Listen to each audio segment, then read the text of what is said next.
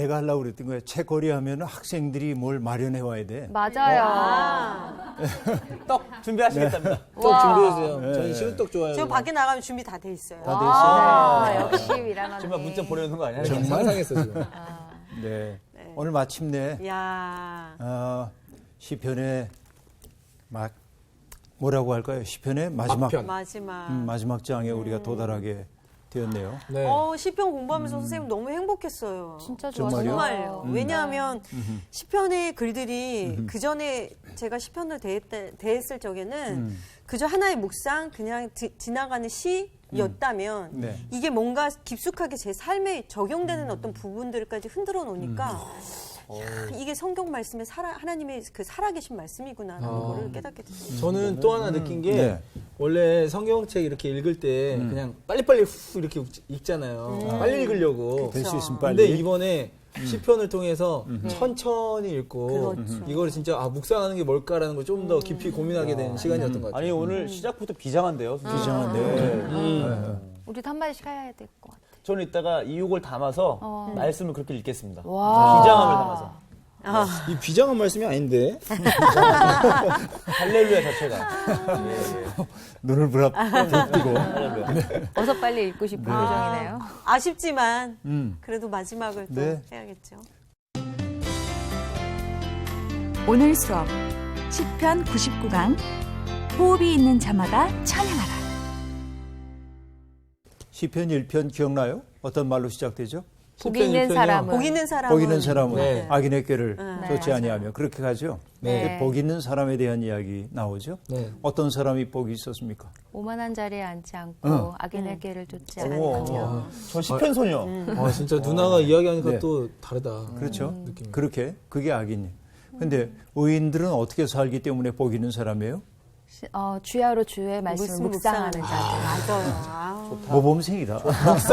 묵상 히브리어로 네네. 하가 아닙니까? 하가. 맞아요. 오늘 또 맞아요. 의상도 또 그렇게 모범생으로 입고 왔어요. 네. 그렇죠. 네. 히브리어로 하가라는 말까지 이제 해줬는데 네. 그거는 그냥 뭐 촛불 켜놓고 깊이 생각한다 이런 얘기가 아니고 물어뜯다. 오감을 다 동원해가지고 맛보는 거예요. 맞아요. 하나님의 말씀을 묵상하다라고 하는 건 그런 거예요. 그러니까 네. 냄새 맡고 보고 만져보고 으르렁거리는 거죠. 네. 이게 이제 묵상하는 자세이죠. 여러분 유대인들이 공부하는 걸 보면요. 네. 유대인들의 랍비 학교 같은 데 보면 도서관. 우린 도서관이 어떻게 해야 됩니까? 조금 누가 얘기하면 그렇죠, 그렇죠. 이러잖아요. 네. 근데 유대교의 랍비 학교의 도서관은 무지하게 시끄러워요. 그래요? 여기 도서관이에요? 우와. 왜요? 왜냐면 막 토론을 하고 그래요? 토론하는 거예요. 토론. 열정적으로. 이야. 그걸 통해서 공동체적인 공부를 통해서 이제 말씀을 깨달아가는 과정이기 때문에 그렇죠. 우리는 이제 학교 가는 학생들을 향해 그렇게 얘기한대죠. 오늘 선생님 말씀 잘 들어. 그렇죠. 그렇죠. 그죠? 오늘 아침에도 그렇게 또 얘기했죠. 그렇게 얘기했죠. 네. 근데 유대인들은 그렇게 얘기 안 한대요. 그럼요. 오늘도 좋은 질문을 해. 좀 다르죠. 다르네요. 그렇게 해야지. 와, 다르다. 정말 다르다. 완전히 다르죠, 이거는. 그러니까 야. 선생님 말씀을 수동적 객체가 되어서 받아들이는 것과 네. 내가 그 일에 대해서 자기화하기 위해 질문을 던지는 것은 전혀 다르죠. 질문하는 순간 그 물음은 내 것이 그렇죠, 됩니다. 맞아요. 그렇죠. 네. 그러니까 오늘 무슨 질문했니? 부모가 학교에서 돌아온 아이에게 던지는 질문이죠. 오늘 어떤 질문했어? 그렇죠. 이 미라 누나 웃는 거 보니까 지금까지 너 오늘 오늘 누구랑 싸웠어? 오늘 어떤 일 있었어? 뭐 좋은 일 있었어? 나쁜 일 있었어? 이렇게 묻지. 어떤 질문했니라고는 물어본 적이 없어요. 되게 멋있는데. 네. 오늘 어떤 질문을 안고 돌아왔니? 뭐 그런 것도 좋죠. 이야. 네. 그러니까 지금 정규 씨가 그 묵상하다라는 단어를 지금 일깨웠기 때문에 이 얘기가 조금 풍요롭게 이렇게 됐던 거죠. 네. 또 이렇게 사람을 세워주시는 우리 선생님. 역시. 예. 아무튼 네. 이렇게 이제 전환할 때는 아무튼 그러면 돼요. 아무튼. 그러므로 말미암아. 네. 자, 이제 중요한 게 뭐냐면은 시편 1편에서는 복 있는 사람에 대한 이야기를 했고 네. 복 있는 사람은 여호와의 말씀, 곧 토라를 늘 가까이 하면서 묵상하는 사람이라고 얘기했습니다. 네. 그렇죠. 토라를 가까이 하고 묵상하는 사람이에요. 오늘 이제 시편의 마지막 편인 150편에 강도했습니다. 150편의 주제는 아직 읽지 않았지만 네. 찬양입니다. 네. 그래서 시편 묵상의 시작은 시편의 시작은 토라의 말씀을 묵상함으로부터 시작돼서 묵상으로부터 시작된 여정이 뭐로 끝나요? 찬양으로. 찬양으로 끝나요. 멋진데. 이 시편 전체의 얼개가 그렇게 돼 있다 네. 하는 얘기죠. 조금만 더 얘기를 할게요. 읽기 전에. 시편이 5권으로 돼 있었죠. 1권에서부터 네. 5권까지 돼 있었죠. 네. 네. 그 전반적인 이야기는 기회가 있으면 다른 시간에 하기로 하고 5권만 오늘 얘기를 하자고 한다면 네. 5권은 이제 어떻게 시작이 되냐면 여러분 우리가 역사 속에서 산다고 하는 것은 굉장히 혼란스러운 일이죠. 네. 내가 세운 계획이 그대로 성취되지 않을 때도 있고 네. 역사가 어떤 방향을 향해 가는 것 같았는데 낙관하고 있었는데 어느 날 갑자기 뒤틀리고 방향이 그래서 사람들이 낙심하기도 하죠. 그래서 어떤 사람들은 역사의 발전을 설명하기 위해 다양한 방법으로 얘기를 합니다. 어떤 이들은 역사라는 게 발전이 어디 있어 돌고 도는 거지 이렇게 순환하는 거지. 네. 그래서 이런 거를 순환하는 역사관이라고 얘기해요. 옛날에 있었던 게 또 돌아오는 거야. 네. 그래서 뱀이 마치 자기 꼬리를 물고 있는 것 같은 원형입니다. 돌고 도는 거야. 해 아래 새 것이 없나니. 그렇죠? 그런데 네. 여러분 이것이 이제 순환적인 역사관이라고 한다면 직선적 역사관도 있습니다. 그건 뭐냐? 여기 이렇게 물고 있는 거를 얘 놔라 그래서 펴요. 그래서 어떻게 되냐면 직선이 되는 거야. 네. 이걸 직선론적 역사관이라고 얘기하죠. 여기에서 뭐냐면 시작이 있고 끝이 있어. 끝이 있어요. 네. 그리고 이 끝을 향해 가는 거야. 이걸 뭐라고 얘기하냐면 텔로스라고 얘기하는데 텔로스라는 건 목적이에요. 네. 그래서 직선적 역사관은 목적론적 역사관 그렇게도 얘기해요. 어떤 목적을 향해 가고 있다는 거지. 네. 기독교인들이 바라보는 것도 뭐냐면 바로 목적론적 역사관입니다. 네. 역사의 끝에 뭐가 있어야 되냐면 하나님 나라. 우린 그걸 바라보고 가고 있는 거죠. 네. 그런데 시간의 끝이라고만 생각하면 안 돼요. 여기에서는. 오늘 우리의 삶 속에도 하나님의 뜻이 실현되면 우리는 이미 영생을 누리는 것이기 때문에 네. 이렇게 제 얘기 되죠. 이게 순환하는 역사, 이건 직선적 역사. 근데 역사가 이렇게 발전 안 해. 보면. 네. 그렇죠. 가다가 후퇴도 하고 네. 그렇죠. 왔다 갔다 해요. 네. 그래서 어떻게 발전한다고 얘기하냐면 이렇게 응? 나선형. 이렇게 발전해. 나선형으로. 네. 그렇죠? 이게 나선형이지. 그 얘기는 뭐냐? 오늘 우리가 살고 있는 역사가 때때로 퇴행하는 것처럼 보인다 할지라도 낙심하지 말자. 왜? 여러분, 우리가 믿는 것은 우린 이런 것을 믿는데 역사의 시작이고 마침이신 하나님을 우린 믿고 있는 거죠. 네. 네. 그래서 요한계시록에서는 하나님을 뭐라고 했냐면 알파와 알파요 오메가. 오메가라고 얘기했단 말이죠. 시작이 있어요. 그리고 끝을 향해 가고 있어요. 그리고 중요한 것은 여기를 향해 간다고 하는 것은 네. 내가 여기에서 밀고 감이기도 하지만 중요한 건 위에서 잡아당깁니다. 아. 그렇죠. 끌어주시는. 그렇죠. 네. 이게 중요한 거예요. 그러니까 여러분 주님 오심을 기다리는 4주간의 절기를 대림절이라고 그러죠. 네. 대림절이라고 그래요. 대림절은 재림에서 오시는 주님을 기다리는 절기인데 그렇죠. 아기 예수를 기다리는 게 아니고 아기 예수 탄생을 기념하지만 네. 우리가 기다리는 건 아기 예수는 아니죠. 네. 다시 오실 주님이에요. 네. 대림절은 다시 오실 주님을 기다리는 절기란 말이죠. 그 대림절의 의미는 뭐냐면 오늘 우리가 살고 있는 역사 속에 빛이 들어왔다는 거야. 위로부터. 네. 그렇죠? 그러니까 위에서 목적이 우리를 이끌어가. 자, 네. 목적이 이끄는 삶이 아니라 네. 그 얘기 하자는 얘기가 아니고 네. 내가 역사를 밀고 가야 한다고 생각하면 때때로 퇴행할 때 절망해요. 그렇죠. 그런데 나도 노력해서 이렇게 가지만 이쪽을 향해 가려고 하지만 네. 결국은 이 역사의 끝이 우리를 견인하고 있어. 잡아당기고 있어. 네. 이러면 뭡니까? 난 넘어져도 저분은 절대 넘어지지 않거든. 그렇죠. 네. 네. 그래서 때때로 절망하는 사람들에게 얘기합니다. 그래 절망스럽지. 하지만 우리는 하나님 믿는 사람이야. 하나님이 우리를 그 길로 인도하고 있음을 우리는 믿어 말이지. 네. 이게 희망이죠. 희망은 그래서 내 속에 있는 것이 아니고 위에서부터 주어지는 거예요. 아. 빛이에요. 자, 이제 복 있는 사람에 대한 얘기를 했는데 역사는 어디로 가냐면 이것은 토라라고 하는 하나님의 말씀을 붙들고 살아가는 것이 시작이에요. 복 있는 삶의 시작이에요. 네. 네. 그 역사는 근데 이걸 붙들고 살더라도 뭐냐면 혼돈스러운 거죠. 우리가 사는 세상 혼돈스럽고 전쟁도 일어나고 테러도 일어나고 그죠? 그러나 하나님을 믿는 사람들은 뭐냐면 여기에서 출발해서 혼돈을 뚫고 결국은 질서를 만드시는 하나님. 그렇죠? 이것이 창세기 1장에 나오는 얘기였잖아요. 그죠? 흑암과 혼돈과 공허함이 가득 차 있는데 하나님의 영이 수면 위를 운행하시다가 빛이 있으라 한단 말이죠. 네. 그러면서 코스모스를 만들어내시는 거죠. 네. 혼돈에서 질서. 시편의 전 과정은 뭐냐면 우리의 삶 속이 삶이 혼돈이었다고 한다면 그 속에서 질서를 만들어 가시는 하나님을 발견하는 과정이었어요. 네. 네. 그래서 그걸 알고 나서 결국 도달한 세계가 뭐냐면 찬양이다. 그 얘기예요. 네? 여기에서 마침내 찬양이에요. 그러니까 여러분 이 찬양은 어둠을 알지 못하는 찬양이 아니고 그렇죠. 어둠을 충분히 아는 찬양인 거죠. 그렇죠? 그러니까 혼돈이 전혀 없는 찬양이 아니고 네. 혼돈을 넘어서는 찬양이라는 말이죠. 이게 이제 무엇보다도 중요한 거라고 볼 수 있습니다. 그런데 여러분 시편 150편 이제 마지막 이제 찬양 대단원을 막을 내려야 하는데 여러분 가만히 150편을 한번 보세요. 네.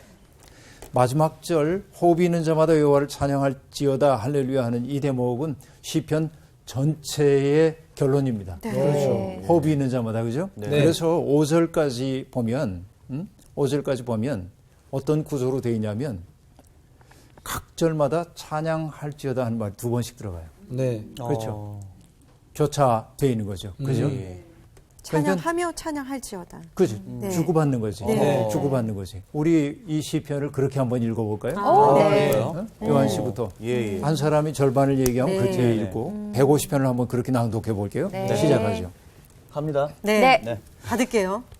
할렐루야. 그의 성소에서 하나님을 찬양하며 그의 권능의 궁창에서 그를 찬양할지어다. 그의 능하신 행동을 찬양하며 그의 지극히 위대하심을 따라 찬양할지어다. 나팔 소리로 찬양하며 비파와 수금으로 찬양할지어다. 소고치며 춤추어 찬양하며 현악과 둥소로 찬양할지어다. 큰 소리 나는 재금으로 찬양하며 높은 소리 나는 재금으로 찬양할지어다. 호흡이 있는 자마다 여호와를 찬양할지어다. 할렐루야. 와. 오. 수업 다 한 거예요, 이제? 네. 다 한 거 같은데, 느낌이. 아우. 남다른 게 뭔가 확 밀려오네. 네. 정말 노래 찬양 같아요. 네. 그죠? 정말. 주고받으니까 또 네, 새로운 네. 느낌이. 옛날 있죠? 사람들은 이렇게 시편을 네, 네, 낭독했을 네, 것 예, 같아요. 그게 아니라 이런 식으로 춤도 추면 돼. 이렇게. 네. 그렇게 해보지, 그래서. 네. 아, 갑자기 판소리가 하고 싶었어요. 그러니까. 네. 한번 들어보세요. 나팔 소리로 찬양하며 비파와 수금으로 잘한다. 찬양할지어다. 잘한다. 오, 완전 잘한다. 찬양할지어다.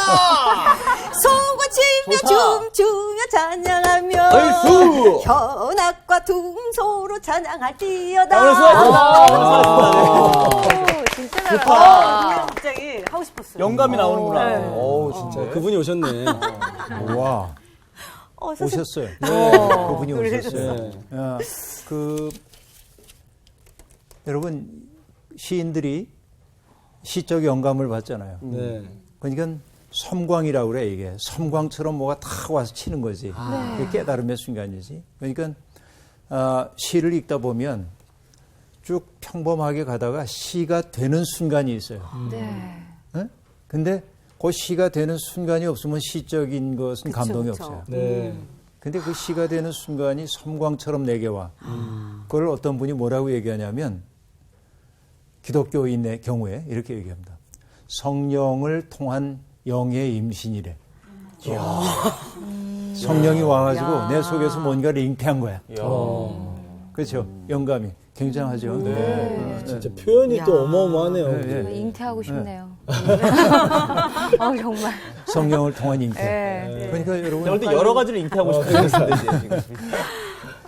마리아만 성령으로 잉태하는 게 아니고 네. 우리도 보면 어떤 그 하나님의 영이 내 속에서 작동해가지고 뭔가를 하고 싶어하는 거죠. 네. 미란 씨가 금방 성령으로 잉태를 깜짝 했어요. 놀랐어요. 갑자기 배가 좀 나오신 것 같아요. 아닌가요? 이 사람이. 네네. 네. 자, 즐거운 마음으로 이 시를 조금 살펴볼까요? 네. 이 시에 자, 그 5절까지가 두 번씩 찬양하라는 부름으로 되어 있다고 얘기했죠. 네. 찬양하라, 찬양하라, 찬양하라 그런 얘기입니다. 찬양하며 찬양할지니라, 찬양하며 찬양할지어다, 그죠? 이렇게 네. 얘기됩니다. 그러니까 5절까지는 몇 번이에요? 10번이에요. 10번이죠. 네. 그런데 여러분 재미나는 게 창세기 1장에 나오는 하나님의 찬양 이야기에서 하나님의 명령도 10번 나옵니다. 그래요? 네, 예, 명령어가. 네. 그래서 이것도 매우 의도적인 하나의 기술이 아닐까. 이렇게 봐요. 자, 6절을 제가 제외해놨어요. 왜냐하면 이것은 시편 전체의 결론이기 때문에. 네. 그러니까 시편 전체가 5권으로 되어 있는데 5절로 마감한 것도 의미가 있고, 아하. 6절은 전체 마감이니까. 이걸 누가 알겠어요? 예, 상당히 선생님만 흥미로운 알지. 대목이죠. 예. 재미있게 우리가 야, 볼 수 있는 길에서 부분. 배워야 돼요. 그러니까. 자, 너무 세심해서. 여하튼 네. 자, 먼저는 1절입니다. 할렐루야, 그의 성소에서 하나님을 찬양하며 그의 권능의 궁창에서 그를 찬양할지어다. 찬양의 장소를 얘기하고 있습니다. 그렇죠? 네. 어디에서 찬양하래요? 성소에서. 성소가 어디예요? 그의 성소. 그러니까 예배다. 성소가 어디죠? 하나님을 만난 곳. 예, 하나님의 하나님을 만난 성소. 하나님이 계신 예배 드리는 곳. 예배 드리는 곳, 네, 제사 드리는 곳. 교회. 교회, 뭐 그 당시에 장막이 될 수도 있겠고. 장막. 근데 그거는 항상 어떤 위치적인 설명이 아니라 아닐 것 같아요. 어떤 그 사람이 하나님을 경험했던 만났던 곳이지 그럴 것 않을까요? 같아요. 맞아요. 문자적으로 보자고 한다면 네. 이 성소는 예루살렘 성전을 얘기할 가능성이 많아요. 네. 여기에서 그죠? 그러나 그것만이 아니죠.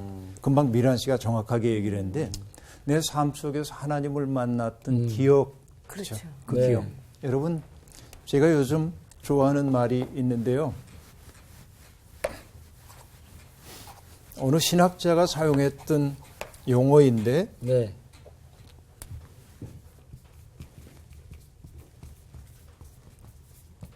이런 단어가 있어요. 의미의 저장소. 오.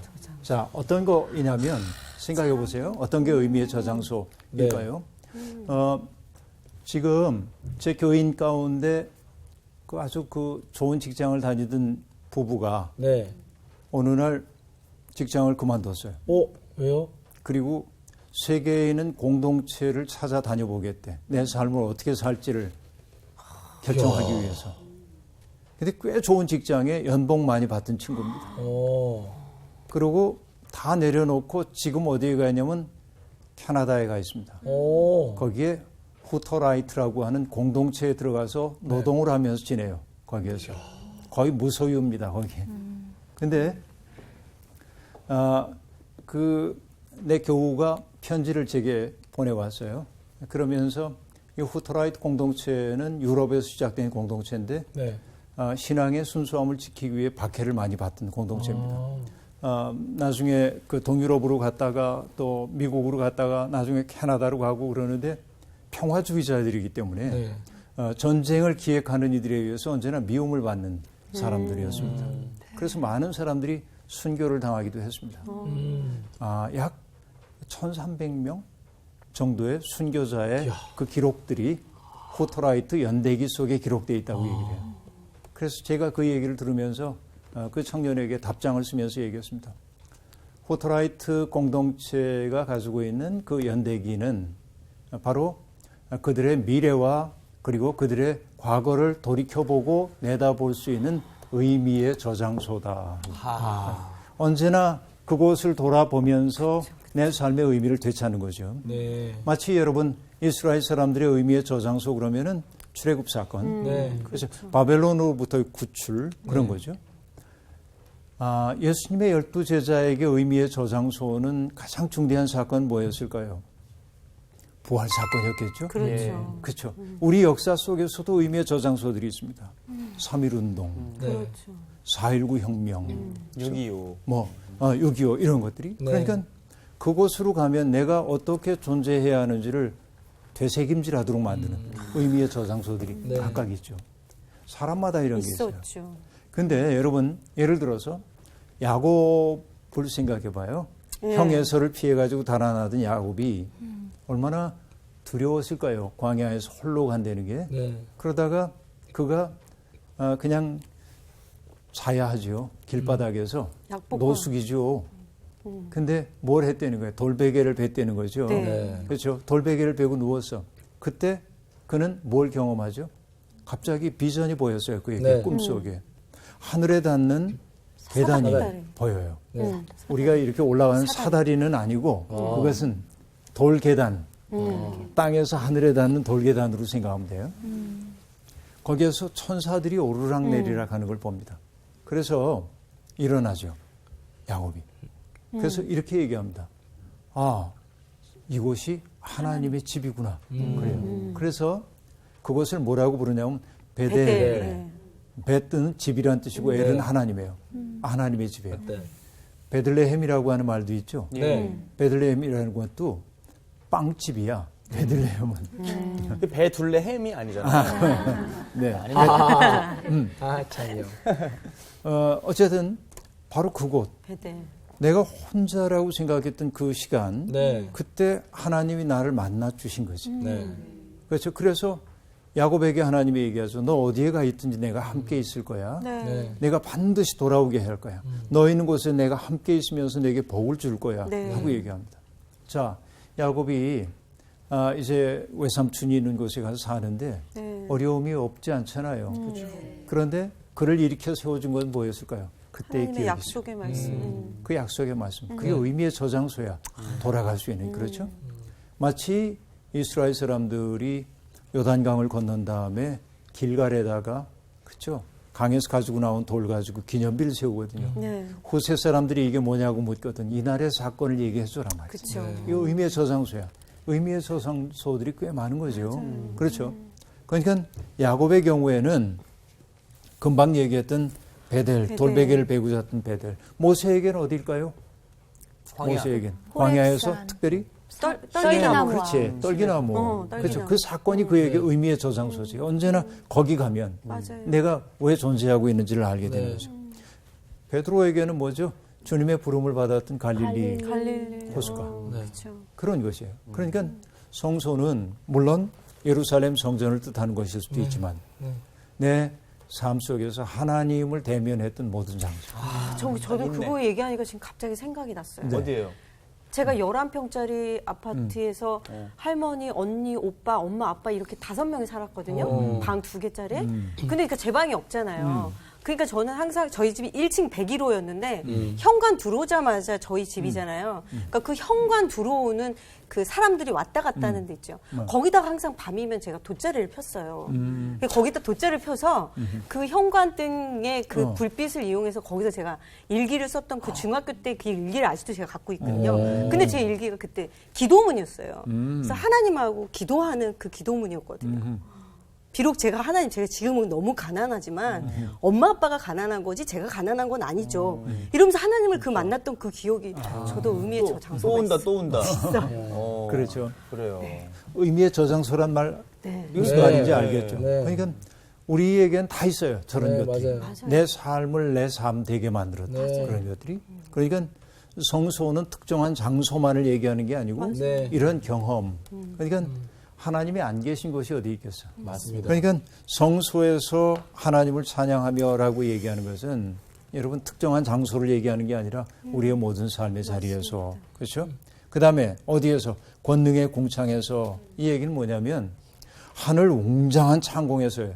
네. 천사들도 하나님 찬양하는 일에 부름받고 있는 거예요. 여러분 그 정교회에 가보면 네. 정교회 네. 정교회 가보면은 위에 이제 이콘들이 많이 있습니다. 네. 사도들 이콘들이 있거든요. 네.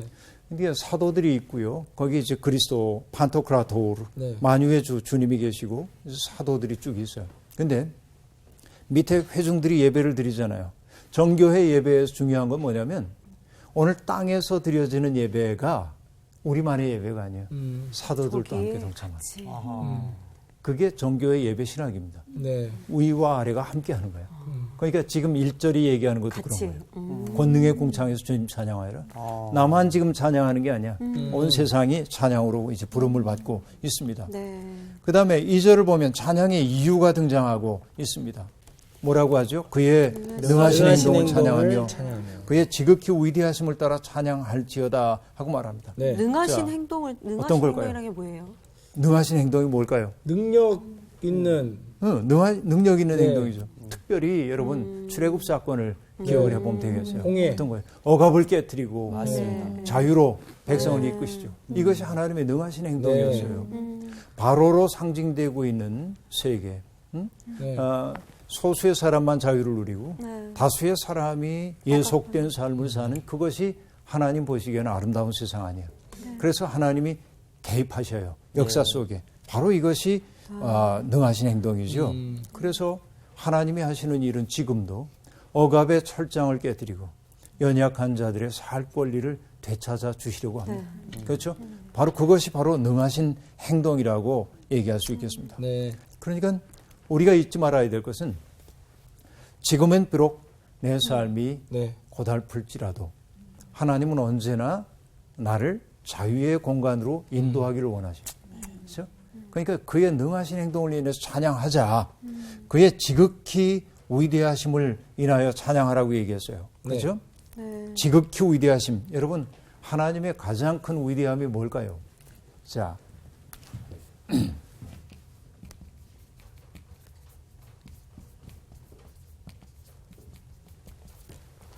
하나님의 위대하심은 아무래도 참아주시는 거 아닐까요? 참아주심. 참 좋다. 하나님의 위대하심. 이게 위대하심 같기도 해. 참아주심. 하나님의 위대하심은 보잘것 없는 저희를 인간의 육신의 몸을 입고 이 땅에 오셨다는 거. 와, 맞았어. 그 얘기를 하고 싶었어요. 이거 아주 모범생이 아주 오늘 그냥 아까 첫 시작부터 그분이 오셨어. 그러니까 지금 성령으로 아주 그냥 하나님의 위대하심, 우리는 위대하심 그런 큰 것만 생각을 합니다. 네. 그런데 하나님의 위대하심은 당신 바깥으로 나왔다는 거예요. 자족성의 자리를 버리고 네. 인간의 세계 속에 개입하시는 것을 꺼리지 않으셨어요. 네. 그 얘기죠. 맞아요. 이게 위대합니다.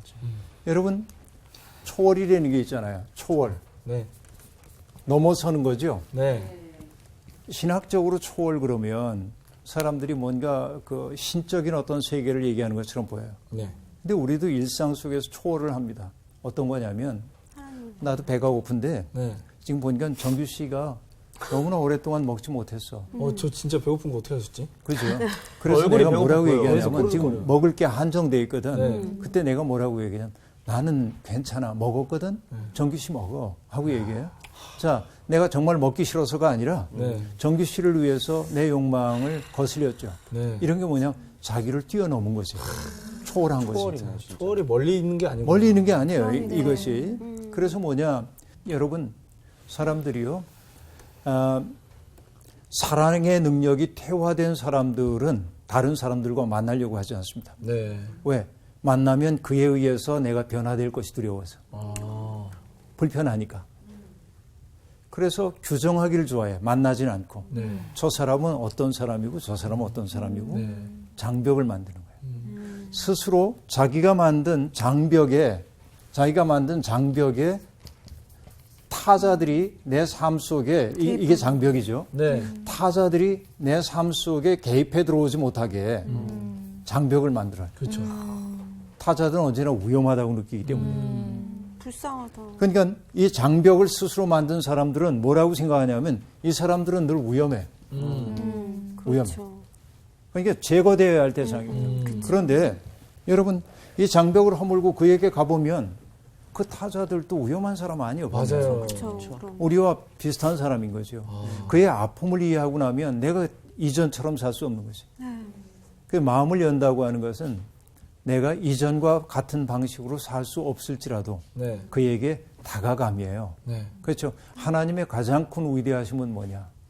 당신의 자족성 속에 머물지 않고 자기를 넘어서서 미란 씨가 얘기한 대로 고통받는 사람들의 삶의 자리로 오신 거지. 빌립보서 2장에서 얘기하면 그는 근본 하나님의 본체시나 하나님과 동등됨을 취할 것으로 여기지 아니하시고 자기를 비워 종의 몸을 입고 이 세상에 오셨어요. 네. 이게 하나님의 가장 큰 위대하심이에요. 그러면 하나님의 위대하심이 그런 거라고 한다면 오늘 신앙인들이 지향해야 하는 위대함은 뭡니까? 여러분 목사님들이 가끔 기도하죠. 여러분 이 자리에 있는 이들 가운데 머리가 될지언정 꼬리가 되지 않게 해주시고 뭐 이렇게 해서 장관도 나오고 대통령도 나오고 막 이렇게 기도해요. 그러면 이제 그런 기도 들으면은 부모님들이 아멘 이제 그러죠. 좋죠. 저는 오늘 지금 말씀하신 선생님의 질문의 정답을 딱 알 것 같아요. 뭐예요? 더 낮은 곳으로. 진정한 위대함은 거기에 있다. 그렇죠. 장벽 너머의 세계, 그에게 다가가지고 그의 말에 귀를 기울이고 또 그의 필요에 응답하고 이것이 성도들이 지향해야 할 진짜 위대함이다. 근데 그런 위대함은 위대하다고 말하는 것도 아니야. 그렇죠. 그러니까 여기 여러분 하나님의 지극히 위대하심을 따라 찬양할지어다 하고 말합니다. 우리들도 그런 찬양을 드려야 하지 않겠어요? 그죠? 그 다음에 여러분 찬양의 방법 얘기를 할까요? 예. 뭐라고 했어요? 나팔 소리로 찬양하며 비파와 수금으로 찬양하고 소고 추며 춤추어 찬양하며 현악과 퉁소로 또 큰 소리 나는 제금으로 높은 소리 나는 제금으로 찬양할지어다. 3절부터 5절까지 알만한 악기를 다 등장시켰어요. 예. 이제 온갖 악기를 다 등장시키고 있습니다.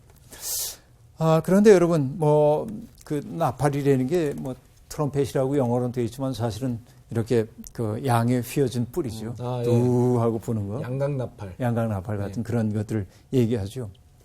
보면 여러분 하나님을 찬양하는 일에 배제되어야 할 악기는 없습니다. 사실은. 네. 옛날에는 피아노나 올겐 같은 것들도 세속적인 악기라고 그래가지고 예배에 못 쓰게 한 적도 있어요. 드럼도 못 쓰고. 초창기에 맞아. 드럼 치면 장로님한테 혼났어요. 그죠? 근데 요즘 교회마다 드럼이 있던데. 그렇죠. 지금. 대부분. 기타 치는 것도 네. 세속적인 악기라고 하면 다 하는 거죠. 그렇죠. 그거. 그러니까 여러분 저는 이렇게 생각을 합니다. 악기를 쓰고 안 쓰고의 문제가 아니고 그 중심이 뭐냐 하는 게 중요하죠. 맞아요. 근데 요즘에 이제 찬양들이 안타까운 거는 내게 안타까운 건 하나님을 찬양해야 하는데 찬양 인도자들이 일수 빠지는 착각이 있어요. 사람들 앞에 내가 선 거야. 맞아요. 공연하는 느낌인 거지. 공연하는 느낌. 여러분 뭐 찬양대나 이런 이들도 공연한다고 생각을 해요. 사람들 앞에 보여주는 거예요. 찬양은 그런 거 아니잖아요. 하나님께 바치는 거죠. 맞습니다. 그래서 찬양 사역을 하는 여러분들이 늘 명심해야 될 것은 뭐냐면 내가 공연하는 게 아니야. 이게 항상 그거 생각하지 않으면 내가 오도할 수 있어 사람들은. 그렇죠. 그러니까 중요한 것은 뭐냐? 악기를 사용하냐 안 하냐? 그거 아니에요. 내 마음의 중심이 어디를 향해 가 있는가 하는 것이 중요한 것이죠. 그래서 세상에 세속적인 악기와 거룩한 악기가 어디 따로 있겠어요. 모든 것 다 동원해서 하나님을 찬미하는 거죠. 여러분 혹시 아나톨 프랑스라는 분을 들어보신 적이 있으신지요? 누군지 모르겠어요. 지금 방금 들어봤습니다. 방금 들어봤죠. 네, 아나톨 프랑스라고 하는 분은 뭐 타이스라고 하는 소설로 이제 유명한 분이기도 한데요. 여러분들에게 묻죠. 어느 나라 사람일까요? 아나톨 프랑스인데요. 프랑스 사람. 맞아요. 이름에 정답이 있네요. 네, 그분의 그 이제 책 가운데 하나님의 어릿광대라고 하는 책이 있습니다. 꽤 유명한 책이에요. 그 책에 보면 바르나베라라고 하는 어릿광대가 나와요. 이 사람은 유랑하면서 사람들에게 자기 재주를 보여주면서 먹을거리를 버는 사람. 근데 그의 마음의 간절한 소망은 나도 하나님 앞에서 정말 자기의 혼신의 힘을 다해서 하나님 예배하고 싶어요. 어느 날 수도원에 들어가게 됐습니다. 수도원에 들어갔는데요. 보니까 수도원의 수사들도 그렇고 하나님 앞에서 각자의 재능을 가지고 봉사하는 거예요. 글씨 잘 쓰는 사람은 필경하고 또 가죽 같은 거 가지고 책 표지 만드는 분들은 표지 만들고 또 찬양 잘하는 사람은 아름다운 찬양으로 성경 낭독하는 사람 낭독하는 거로 다양하게 그렇게 하잖아요. 네. 근데 자기는 아무것도 할 줄을 몰라. 그게 너무 속상했어요. 하나님께 예배를 잘 드리고 싶은데. 근데 어느 날 이 어릿광대가 바르나베라가 안 보여요. 이런. 그래서 수도사들이 이 사람이 어디 갔지? 그러다 찾다 보니까 네. 예배당 안에 이 사람이 있는 거예요. 그래서 제가 뭘 해? 그리고 빠끔히 들여다 봅니다. 그러자 놀라운 광경이 보여졌습니다. 그는 물구나무를 서가지고요. 네? 물구나무를 서서 네. 두 발 이용해가지고 6개의 공을 이렇게 저글링 하듯이 이렇게 하고 있는 거예요. 그 서커스에서나 보던 거죠. 그러게요. 서커스죠. 어릿광대니까. 예배 시간에요? 아니, 자기 혼자 하나님 네. 앞에서, 하나님의 현존 앞에서. 그렇죠? 수도사들이 보고 그랬어요. 저는 미쳤구나. 도대체 뭐 하는 짓이야, 저게. 응? 그래서 들어가요. 네. 그래서 이 어릿광대를 끌어내려고 합니다. 네.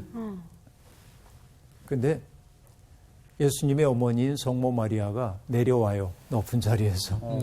그 푸른 망토로 이 바르나베라의 땀을 닦아줘요. 땀을 닦아줘. 자, 이건 무슨 얘기일까요? 바르나베라는 하나님께 바칠 게 아무것도 없었어요. 네. 다시 재능으로. 자기의 재주. 이걸 가지고 이거 한 거야. 그렇죠? 와, 이거 진짜. 그냥 수도사들이 보기에는 정신 나간 녀석이에요. 네. 그렇죠. 불경하게 뭐 하는 짓이냐 이럴 수 있죠. 예배당 앞에서 뭐 하는 거야? 지금도 그렇게 하는 사람이 있으면은. 그렇지. 근데 여긴 마리아로 돼 있지만 네. 하나님은 하나님이. 어떻게 합니까? 그것을 예배로 받으신 거죠. 진짜 생각이 들을 깨버리네요, 진짜. 그죠? 그러니까 중요한 것은 중심이야, 마음의 중심. 네. 그래서 저는 늘 얘기하죠. 찬양이라고 하는 것이 진정한 찬양이 되기 위해서는 네. 우리가 음악적 재능이 있어야 되는 것 아니고 네. 내 마음의 중심이 하나님을 향해서 오로지 집중되어 있는 거 하는 것이 네. 제일 중요하다 하는 얘기입니다. 여러분, 세상의 모든 소리는 하나님 찬양이라는 한 가지 목표로 수렴되고 있습니다. 그렇죠? 하나님 찬양이라는 한 가지 목표. 삶에 주체할 수 없는 격동과 감정조차도 하나님께 바칠 때 이것이 진정한 찬양이 되는 거지요. 그래서 여러분 마지막 절입니다. 호흡이 있는 자마다 여호와를 찬양할지어다 하고 말합니다. 여러분 이때 호흡이라고 하는 것은 샤마라고 하는 이 단어는 하나님으로부터 오는 인간의 생명을 생생하게 묘사할 때 즐겨 사용되는 어휘입니다. 네. 호흡이라고 하는 거 전에도 얘기했지만 여러분 내가 숨 쉬는 것처럼 알지만 마지막 숨을 쉬고 세상 떠나는 사람은 나는 이제 숨 안 쉴 거야 그래서 안 쉬는 게 아니죠. 쉴 수가 없는 거죠. 저는 목사이기 때문에 임종 장면을 자주 보는 편입니다. 네. 마지막 숨을 쉬는 그 자리에 내가 있을 때가 꽤 많죠. 네. 그러니까 이분의 마지막 숨이 어떤지를 알아요. 어떤 때는 숨이 멎어. 네. 한참 있다 후 하고 내쉽니다. 마지막 숨이죠, 이게. 이런 경우를 이제 봐요. 그러고 이제 떠나요.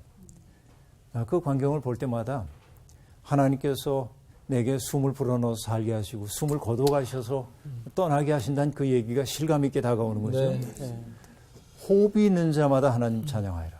다시 얘기하면 여러분 어떤 얘기입니까?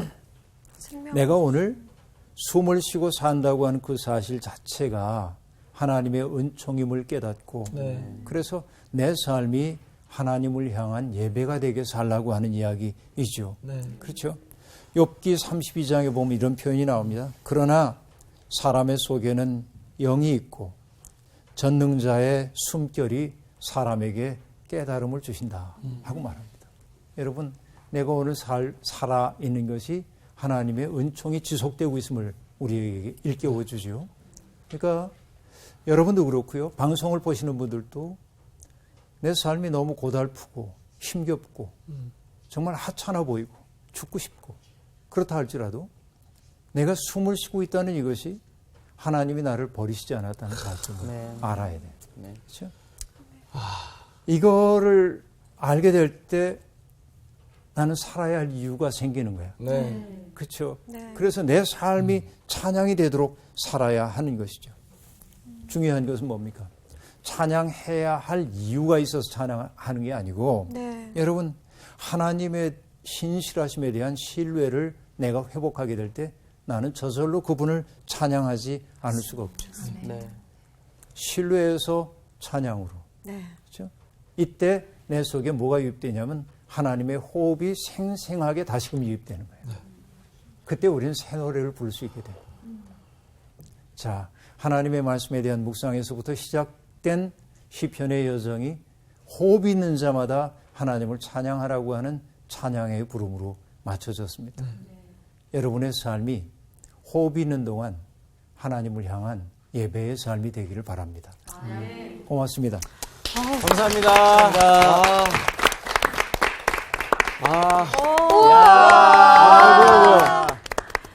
와, 책거리. 땡큐. 진짜 의미 있는 내가?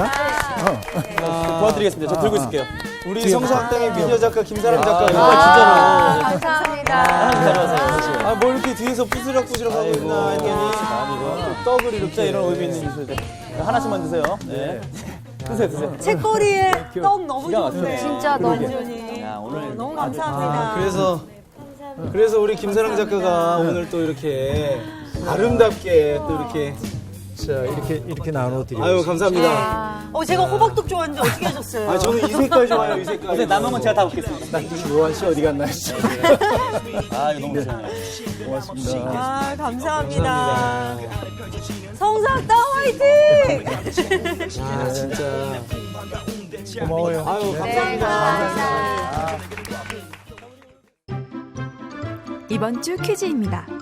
포로기 호기의 선지자로 나의 절기라는 뜻의 이름을 가진 사람은 누구인가요?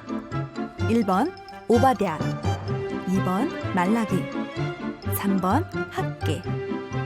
정답을 아시는 분은 CBS 성서학당 홈페이지에 정답을 올려주시거나 우편으로 보내주시면 됩니다. 보내실 곳은 서울특별시 양천구 목동서로 159-1 CBS 성서학당 담당자 앞입니다. 연락처를 꼭 남겨주세요. 선정되신 분들께는 대한성서공회에서 성경, 송태근 선생님의 쾌도남마 다니엘서, 김기석 선생님의 일상 순례자, 신우인 선생님의 땅과 하늘의 갈림길에서 성경 통독을 위한 최고의 자습서 성경 2.0 가운데 하나를 드립니다.